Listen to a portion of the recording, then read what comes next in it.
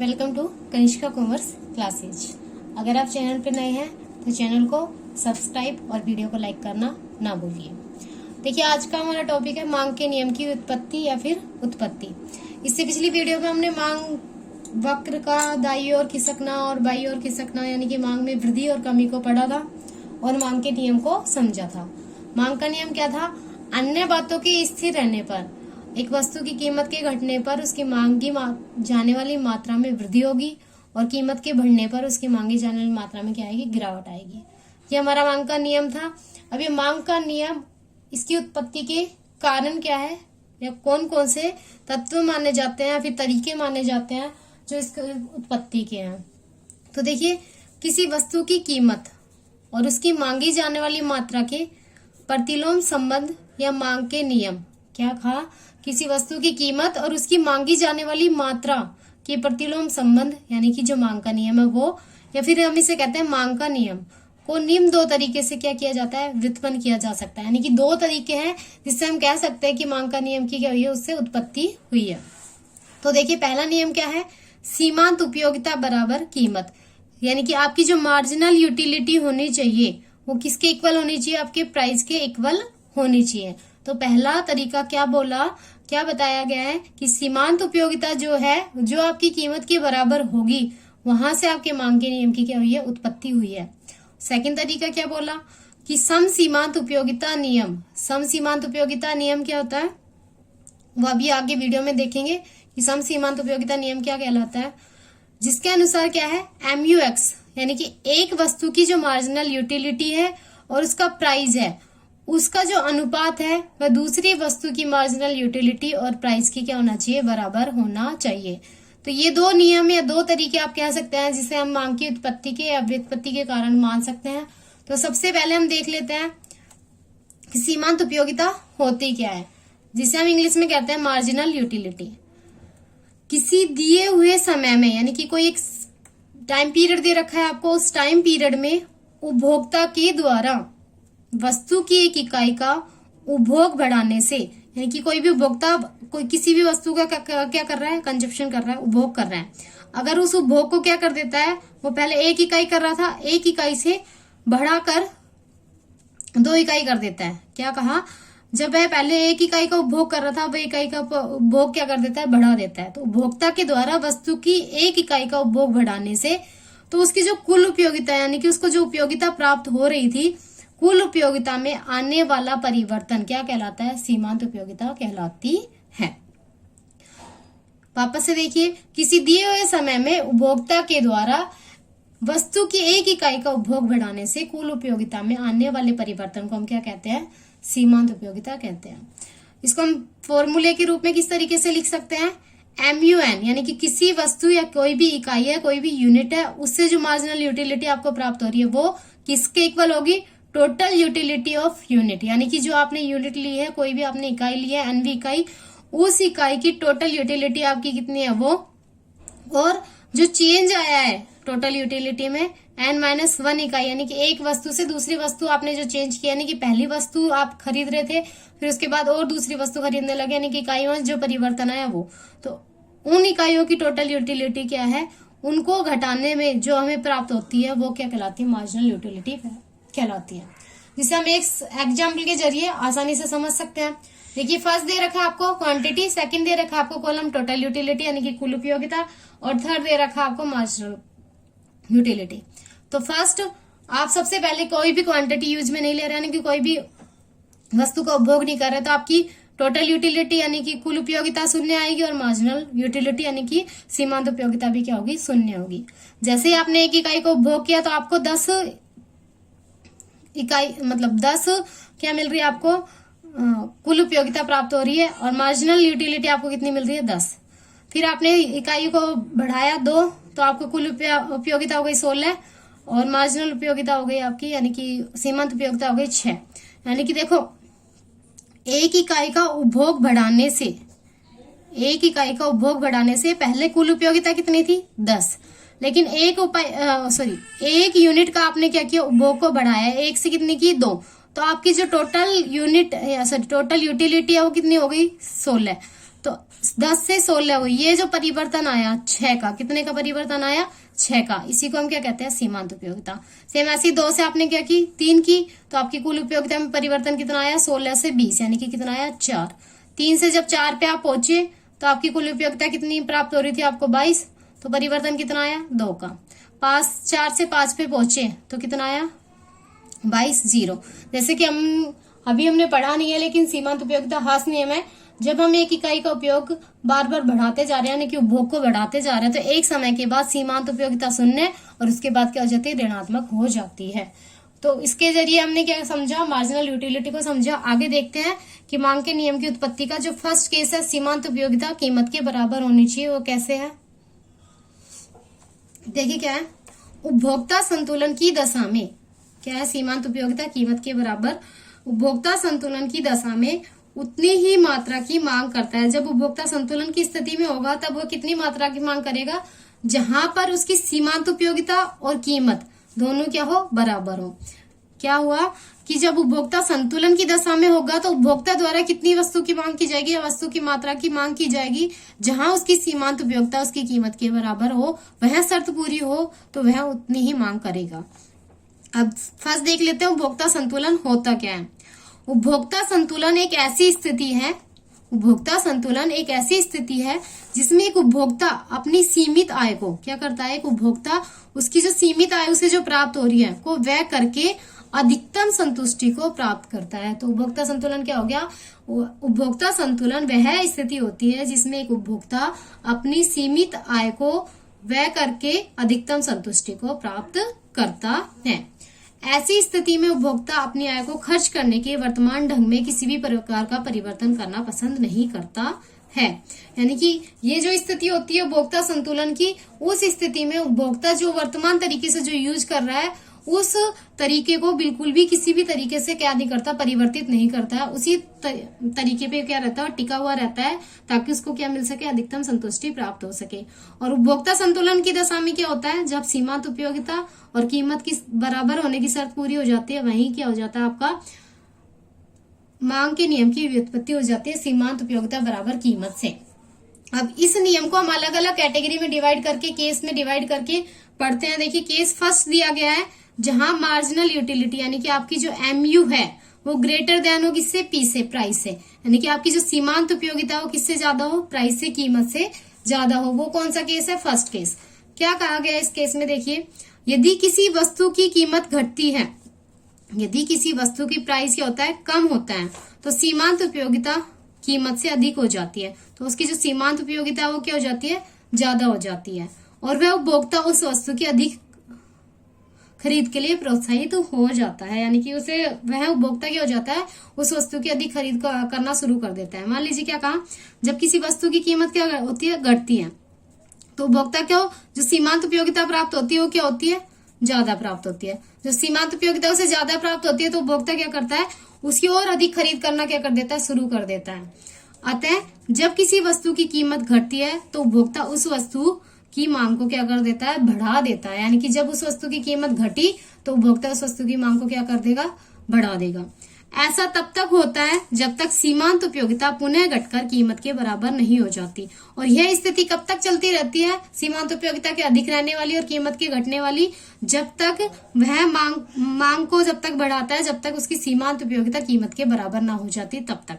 जैसा कि हमने मांग के नियम में पढ़ा था, कीमत में और मांगी जाने वाली मात्रा में विपरीत संबंध पाया जाता है। तो सेम इसी तरीके से इसमें भी क्या हुआ, कीमत घटी तो सीमांत उपयोगिता क्या हुई, उसकी बढ़ती चली गई। सीमांत उपयोगिता बढ़ी तो सीमांत उपयोगिता बढ़ने से उसने क्या किया, वस्तु की मांग को अधिक खरीदना शुरू कर दिया।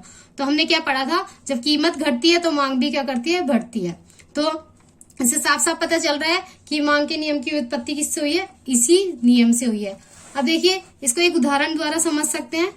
अभी सिर्फ उदाहरण लिखा है, मार्जिनल यूटिलिटी कितनी प्राप्त हो रही है, 8, और किसी वस्तु का प्राइस कितना हो रहा है, 4। जब वस्तु का प्राइस 4 है तो मार्जिनल यूटिलिटी कितनी है, 8। तो ये क्या हो गई, मार्जिनल यूटिलिटी प्राइस से ज्यादा हो गई। ये केस फर्स्ट हो गया। इसको और अच्छे से नीचे एक एग्जांपल के जरिए समझेंगे दोनों केस को एक साथ। आगे देखिए केस सेकंड क्या दे रखा है, जब मार्जिनल यूटिलिटी आपका जो सीमांत उपयोगिता है वो कीमत से क्या हो, कम हो, यानी कि आपकी कीमत तो क्या हो, ज्यादा, और मार्जिनल यूटिलिटी आपकी क्या हो, कम हो। देखिए, यदि किसी वस्तु की कीमत बढ़ जाती है, क्या कहा, यदि किसी वस्तु की कीमत बढ़ जाती है, प्राइस क्या हो रहा है, अब किसी वस्तु का बढ़ रहा है, तो उसकी जो सीमांत उपयोगिता है वो कीमत से कम हो जाती है। जो उसकी सीमांत उपयोगिता है वो क्या हो गई, कम हो गई, और प्राइस क्या हो गया आपका, इंक्रीज हो गया। प्राइस क्या हो गया, इंक्रीज हो गया, यानी कि बढ़ गया। जब प्राइस इंक्रीज होता है तो सीमांत उपयोगिता क्या होती है, कम होती है। अतः उपभोक्ता तब तक किसी वस्तु की मांग को घटाएगा। अब सीमांत उपयोगिता उसको क्या मिल रही है, कम मिल रही है, तो सीमांत उपयोगिता कम मिलने की वजह से उपभोक्ता क्या करेगा, उस वस्तु की मांग को क्या करने लग जाएगा, कम करने लग जाएगा, जब तक सीमांत उपयोगिता बढ़कर कीमत के बराबर नहीं हो जाएगी। और यह कब तक करता रहेगा वो, जब तक उसकी सीमांत उपयोगिता और कीमत दोनों क्या हो, बराबर ना हो जाए। अतः कीमत के बढ़ने पर मांग घटती है। जैसे कि हमने पढ़ा था कि अगर कीमत बढ़ती है तो मांग क्या होती है, घटती है, मांग के नियम के अनुसार। तो ये केस भी क्या है, मांग की जो नियम है उसकी व्युत्पत्ति का कारण है। अब यहाँ एक एग्जाम्पल लिया है, क्वांटिटी दी हुई है 1 2 3 4 5 6 7, यानी कि 1 से 7 तक, और टोटल यूटिलिटी उससे प्राप्त हो रही है 10 18 24 28 30 30 और 28, और उसी में ही आपको मार्जिनल यूटिलिटी मिल रही है 10 8 6 4 2 0 और -2। अब देखिए इसके जरिए हम समझते हैं, अभी अभी हमने देखा कि मार्जिनल यूटिलिटी कितनी है, 8, और प्राइस कितना है, 4। अब इस केस में देखते हैं मार्जिनल यूटिलिटी 8 किस में प्राप्त हो रही है, यहाँ मार्जिनल यूटिलिटी कितनी है, 8। जो मार्जिनल यूटिलिटी आपकी 8 किस पे है, जब आप क्वांटिटी 2 मांग रहे हैं तो क्या केस पढ़ा था हमने फर्स्ट, जब कीमत घटती है तो उसकी सीमांत उपयोगिता कीमत से अधिक हो जाती है और उपभोक्ता उस वस्तु की अधिक खरीद शुरू कर देता है। तो देखिए इसकी कीमत, जब आप मान लो 2 इकाइयां मांग रहा था वो, तो 2 इकाइयां जो वो मांग रहा था तो उसकी जो मार्जिनल यूटिलिटी उसे मिल रही थी 8। जैसे उसकी कीमत कम होगी तो उपभोक्ता क्या करेगा, उसकी डिमांड को बढ़ा देगा। तो 2 से फिर वो किस पे जाएगा, 3 पे, 3 से जाएगा वो किस पे, 4 पे, और 4 से जाएगा 5 पे। इस तरीके से वो अलग अलग क्या करेगा, अपनी डिमांड को इंक्रीज कर देगा। डिमांड इंक्रीज होगी तो उसकी जो मार्जिनल यूटिलिटी है, यानी कि सीमांत उपयोगिता, वो क्या हो जाएगी, कम होने लगेगी। जब देखो पहले उसकी सीमांत उपयोगिता 8 थी, 8 से जैसे ही उसने क्या किया, 2 से 3 इकाइयों का उपभोग करना शुरू कर दिया, यानी कि अपनी मांग को बढ़ा दिया, तो उसकी सीमांत उपयोगिता घटकर कितनी हो गई, 6 हो गई। जब 3 से 4 पर आया तो सीमांत उपयोगिता अब कितनी हो गई, 4, और ये 4 किसके बराबर है, उसके प्राइस के बराबर, यानी कि अब प्राइस कितना था, 4, और मार्जिनल यूटिलिटी भी कितनी हो गई आपकी, 4। तो इस केस तक उपभोक्ता अपनी क्या करेगा, डिमांड को बढ़ाएगा, मांग को बढ़ाएगा, और इसके बाद क्या हो जाएगा, वह मांग को बढ़ाना क्या कर देगा, बंद कर देगा। इस तरीके से आपका फर्स्ट केस क्या होता है, कंप्लीट होता है MU ग्रेटर देन P। इस स्थिति में उपभोक्ता 2 से 3 पर जाएगा, 3 से 4 पर जाएगा, 4 पर आते ही उसकी जो मार्जिनल यूटिलिटी है उसके प्राइस के क्या हो जाती है, इक्वल हो जाती है। यहाँ आकर वो क्या कर देगा, अपनी डिमांड को बढ़ाना क्या कर देगा, बंद कर देगा। केस सेकंड में देखिए, मार्जिनल यूटिलिटी कितनी है, 2, और प्राइस कितना है, 8। अब प्राइस को 8 तक लाने के लिए अब क्या करेगा, देखिए मार्जिनल यूटिलिटी अब यहाँ इस जगह मिल रही है आपको, जब वो 5 यूनिट की क्या कर रहा है, डिमांड कर रहा है, तो उसको मार्जिनल यूटिलिटी मिल रही है 2। तो मार्जिनल यूटिलिटी कम मिल रही है। अब इस सीमांत उपयोगिता को बढ़ाएगा कैसे, जब अपनी जो मांग है उसको क्या करेगा, कम करेगा। तो मांग कम करेगा तो उसकी सीमांत उपयोगिता हो जाएगी, अपने आप घटने लगेगी। तो 5 से कहाँ आएगा, वापस से 4 पर, सीमांत उपयोगिता कितनी हो जाएगी, 4। 4 से कहाँ आएगा, 3 पर, सीमांत उपयोगिता कितनी हो जाएगी, 6, और 3 से वापस 2 पे आएगा तो सीमांत उपयोगिता कितनी हो जाएगी उसकी, 8। अब यहाँ आपकी जो प्राइस है और मार्जिनल यूटिलिटी यानी कि सीमांत उपयोगिता है, वो दोनों क्या हो गए, बराबर। मार्जिनल यूटिलिटी भी आपकी कितनी हो गई, 8, और प्राइस भी कितना हो गया, 8। तो सेकेंड यूनिट पे आके वो क्या करेगा, अपने जो डिमांड है उसको कम कर देगा, यानी कि इससे कम वह नहीं करेगा। तो दोनों केस हमें आसानी से समझ में आ गए, जब सीमांत उपयोगिता प्राइस से अधिक हो और जब सीमांत उपयोगिता प्राइस से कम हो। इस तरीके से हम कह सकते हैं कि मांग का नियम क्या था हमारा, कीमत के बढ़ने पर हम वस्तु की मांग को कम कर देते हैं और कीमत के घटने पर हम वस्तु की मांग को क्या करते हैं, बढ़ा देते हैं। तो इस तरीके से फर्स्ट केस हमारा कंप्लीट हुआ कि सीमांत उपयोगिता कीमत के बराबर होती है। अब देखते हैं हम सेकंड केस, क्या है हमारा, सम सीमांत उपयोगिता नियम या फिर सीमांत उपयोगिता नियम। तो क्या कहता है ये नियम, इस नियम के अनुसार उपभोक्ता संतुलन की स्थिति में अपनी सीमित आय को इस तरीके से खर्च करता है। क्या कह है, ये उपभोक्ता संतुलन की स्थिति में, यानी कि उपभोक्ता जब संतुलन की स्थिति में होता है तो अपनी सीमित आय को, उसकी जो आय, उसकी जो सैलरी या फिर जो भी इनकम उसे प्राप्त हो रही है, वो इस तरीके से खर्च करता है ताकि वस्तुओं की सीमांत उपयोगिता का उनकी कीमत के साथ अनुपात समान रहे। यानी कि जो उसकी इनकम है वो इस तरीके से क्या करेगा, उसको एक्सपेंसेस पे वेस्ट करेगा या खर्च करेगा, एक्सपेंड करेगा, जहां उसकी सीमांत उपयोगिता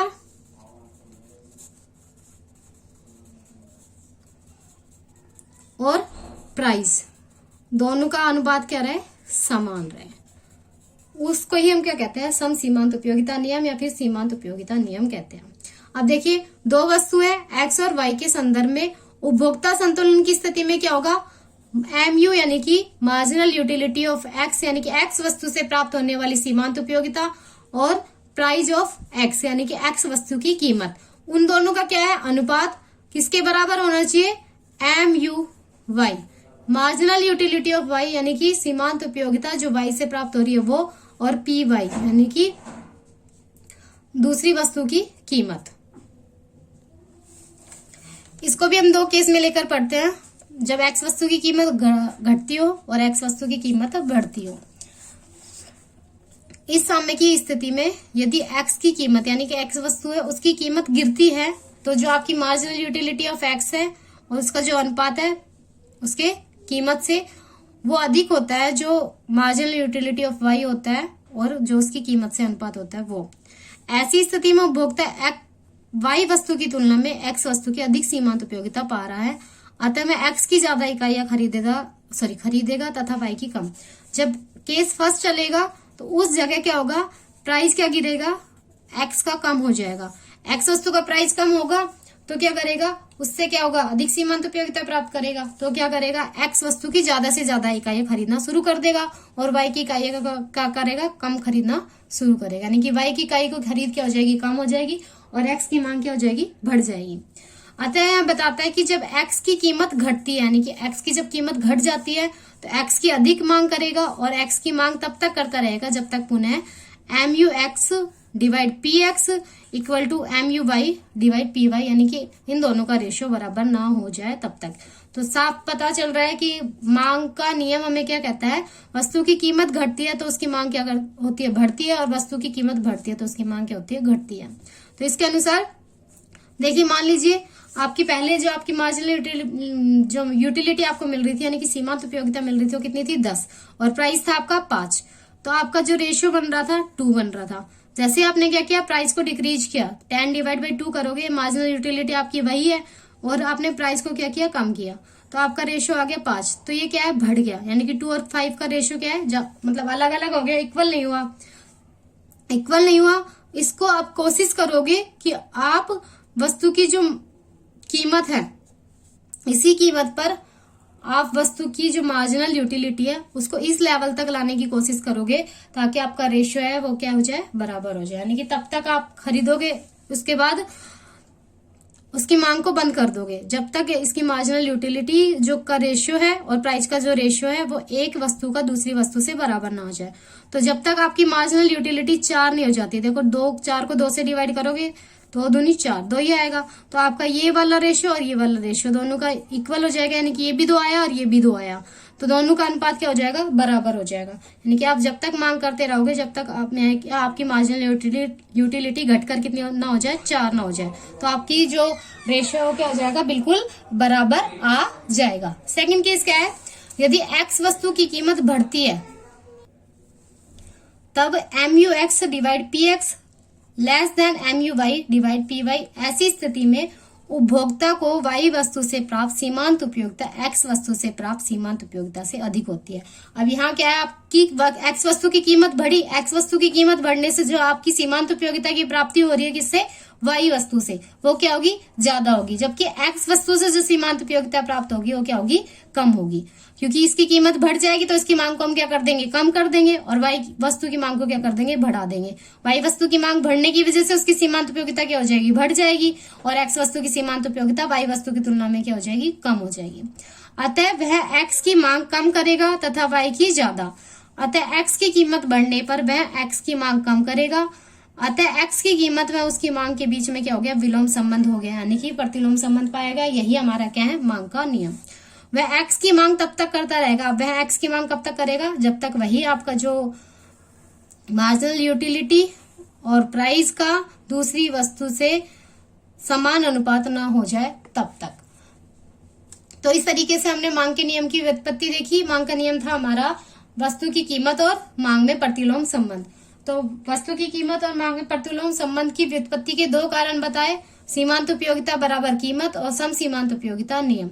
इस तरीके से हमने आसानी से दोनों नियमों को अच्छे से समझ लिया है। आगे वाली वीडियो में हम देखेंगे मांग के नियम के लागू होने के कारण और मांग के नियम के अपवाद। आज के लिए इतना ही। Thank you.